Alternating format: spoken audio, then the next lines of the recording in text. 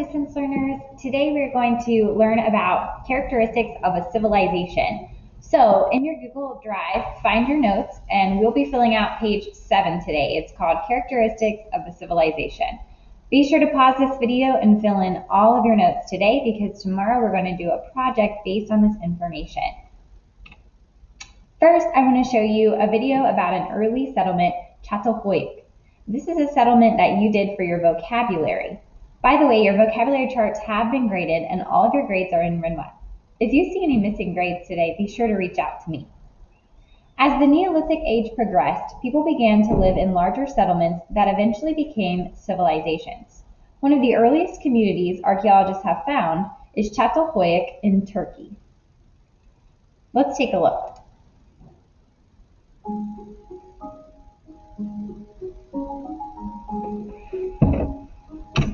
Have you ever heard of the Neolithic era? That's what they called the period of time people lived in over 9,000 years ago. During that era, a city we call Çatalhöyük was created. We don't know how many people lived there, but scientists believe it was around 10,000. That's a huge city for that time period. Do you like soccer? Or have you been to a full-size soccer field? Imagine 50 of those fields. And that's how big Çatalhöyük was. The city was composed of houses that were made from mud bricks, and they were built really close together. In fact, the city didn't even have any streets. Instead, people would climb up through their roofs and walk across the city roof to roof. Can you imagine what that would be like? The people of Çatalhöyük were known for making items of wood, metal, and clay. They were also amazing artists. And many of the houses also had beautiful paintings on the walls inside their houses. What do you think life would have been like in these small houses with holes in the roof? Would you like to live like that?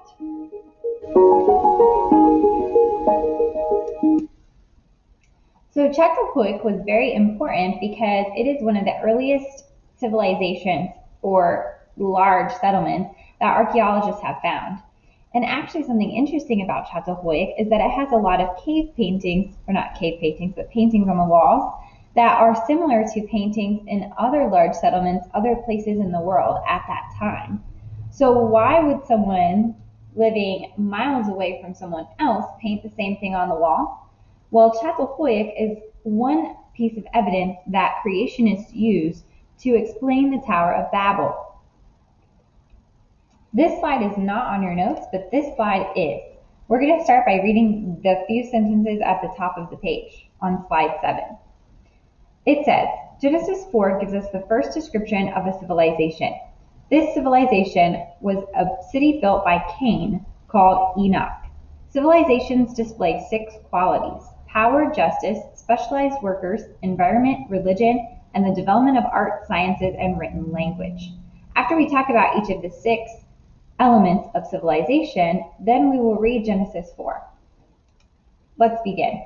So first, civilizations have power. Every civilization has a government. People seek order because they were made by an orderly God. So we are all looking to authority to guide us. Take a minute to fill this in the yellow section, the power box on your notes. Also write this in the box that says power. The government's job was to provide resources for their people, organize the defense or the military for their people, manage the economic system for their people, and provide rules of conduct for their people. Often when we find prehistoric coins, they depict the leader who is in charge of that civilization. Every civilization also has a justice system. It has punishment for breaking the laws. They have a system for investigating crime, and leaders are put in place whose job is to keep the peace. This is how people are able to live together in a society. Every society also has different jobs that meet each other's needs, called specialized workers. Sometimes different levels of skills divide the people into social classes. If you look at the picture on the right, you can see the Egyptian social pyramid. Each level of the pyramid has a group of people that work different jobs to help the community. But the different jobs are separated into different classes. So depending on your job would depend on maybe how you were treated or how much you were paid in the civilization. Some special jobs in early civilizations include farmers, shepherds, builders, metal workers, and even musicians. The environment is also very important to a civilization because a civilization must be built on land where people can survive. If you take a look at the picture on the right, it's a picture of Mesopotamia. It was built in between two rivers and different mountain ranges and on the side of a desert.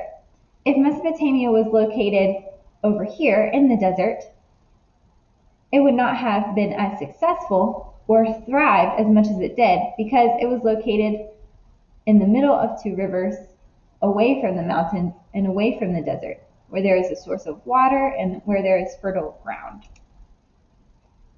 So a few things to keep in mind for a civilization would be that you need to have a predictable climate that's good for farming. You need to be able to tell when the rains will come and the different seasons so that you would know when to plant what plants. You would also need to be located near a source of water, just like Mesopotamia was. You would need to have fertile soil, and you would need to have a good distance away from any enemies of your tribe or society. A civilization usually also has a system of values and beliefs, because people are created knowing there is a being we should worship.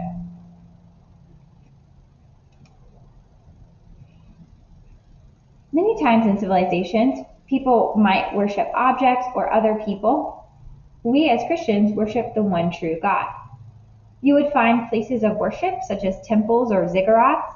You would also find different traditions of worship.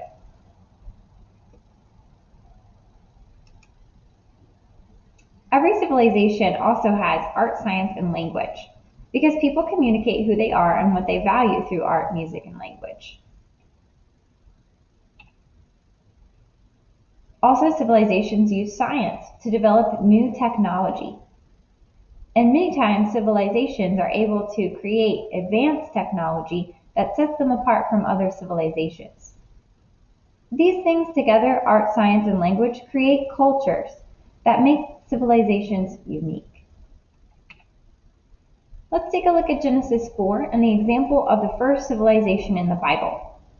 Cain had a wife, and she gave birth to Enoch. When he built a city, he called the name of the city after the name of his son, Enoch. So first we see that Cain is building a city, and he gets to name the city. So we can assume that Cain is probably the leader, showing power for that city. To Enoch was born Irad, and Irad fathered Mehujael, and Mehujael fathered Methuselah, and Methuselah fathered Lamech. And Lamech had two wives. The name of the one was Ada, and the name of the other Zillah. Ada bore Jabal, who was the father of those who dwell in tents and have livestock. So that would be the first indicator of a group of people that have a specialized job. These people, Jabal's people, the generations after him, are the first who have the job of, it looks like, farming and domesticating animals. His brother's name was Jubal, and he was the father of all those who play the lyre and the pipe. So here we have another specialized worker, Jubal and his family, and they are musicians, demonstrating art, science, and language. Zillah also bore Tubal-Cain, and he was the forger of all instruments of bronze and iron. So we have another specialized job, and this time we see people making advanced technologies like weapons and objects made of metal and different materials. The sister of Tubal-Cain was Naamah. So just in these few verses, we see a lot of the examples of civilization, different parts of civilization.